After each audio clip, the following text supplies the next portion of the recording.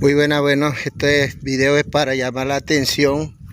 Este es las aulas escolares de la escuela de Quebrada Cayuco, ubicado en el distrito de Gironday, corregimiento de Zamboa.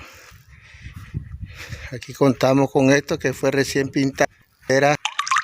Aquí tenemos este espacio, aquí tenemos estos salones con que cuenta la escuela.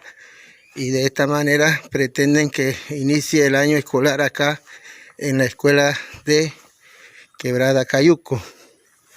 Sí, aquí está esta imagen para que por favor hagan uso de conciencia, que así no se puede, ¿verdad? Y ya estamos prestos a iniciar el año escolar en la escuela de Quebrada Cayuco.